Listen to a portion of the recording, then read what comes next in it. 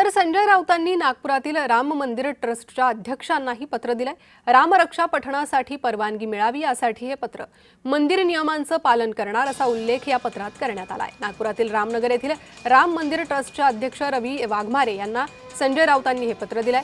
शनिवारी होणाऱ्या रामरक्षा पठण कार्यक्रमाला परवानगी मिळावी यासाठी हे पत्र आहे। मंदिर नियमांचं पालन करून उद्धव ठाकरे गट रामरक्षा पठण करणार असं या पत्रात म्हणण्यात आलंय। रामरक्षा अभियान राबवून लोकांमध्ये हिंदुत्वाबाबत जागरूकता आणण्याचा प्रयत्न करत आहोत असाही उल्लेख या पत्रात करण्यात आलेला आहे।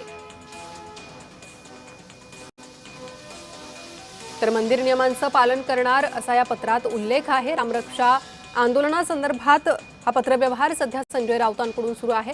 संजय राऊतांनी मुख्यमंत्र्यांना पत्र दिलं आणि त्यानंतर ज्या राम मंदिरात नागपुरातील राम मंदिरात हे आंदोलन करणार आहे, रामरक्षा पठण करणार आहे, त्या मंदिर ट्रस्टच्या अध्यक्षांनाही राऊतांनी एक पत्र दिलेलं आहे आणि प्रामुख्याने या पत्रातून आंदोलन करण्याची परवानगी द्यावी अशी मागणी करण्यात आलेली आहे।